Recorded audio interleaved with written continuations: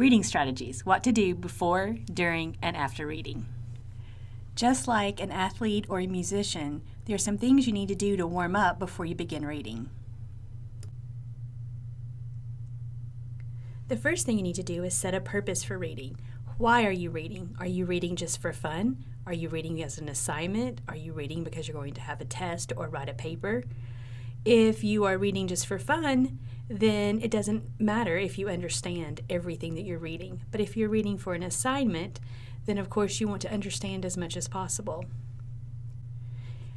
One way to help us get started is to preview what you are about to read. When you preview, you will check the title, the author, and skim through. Look at the major headings. Are you familiar with the vocabulary? Have you heard of this concept before? So as you preview, you notice the vocabulary. Is it anything that you're familiar with? Are you familiar with the concepts? If everything seems a little foreign to you, then you may want to go back and increase your background knowledge before you start reading. Ways that we can increase our background knowledge, we can talk to other people, we can Google it. As we would do with any task, we need to be in the right mindset. So if we approach a reading task saying this is going to be miserable, we're going to be bored, then chances are we're going to be miserable and we're going to be bored. So if we have a more positive attitude, I'm going to read this, I'm going to use my strategies, I'm going to be successful, then we have a greater chance of being successful. During reading, we're not just calling words. We are thinking about what we're reading about. We're using metacognition. So we're checking things as we go along. Before we get started, we want to focus our full attention on the reading. So we want to find a quiet place to read.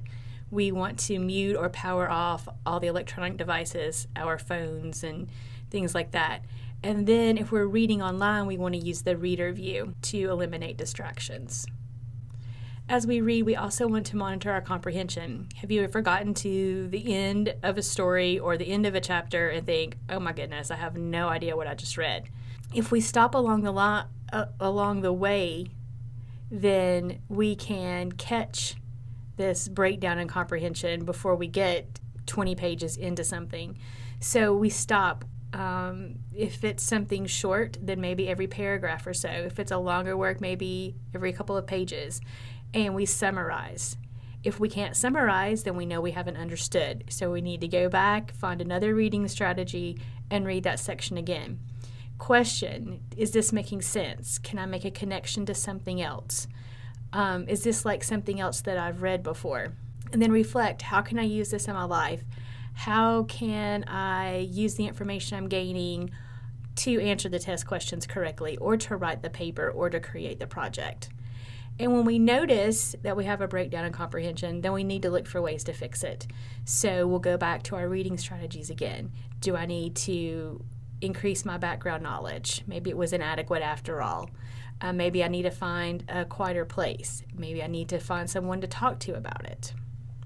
And then one of the other things that we want to pay attention to is the rate of speed. I know so many times we just want to read and get it done, but we need to adjust that rate of speed. If it's difficult information, if it's new vocabulary for us, then we want to slow down. We want to have a dictionary or an online dictionary handy so we can look words up if we get stuck. And then if we're reading just for fun, then those sort of things don't matter, and we can just read for the fun of it. As you're reading, you want to question yourself, the text, and the author. So, am I understanding? Am I able to make connections? Is what the author's saying reasonable? Just because someone writes it doesn't mean it's true. We need to be able to evaluate their ideas. Can we make a connection to something that we've read before, or something that our professor may have lectured about in class? So constantly looking for connections.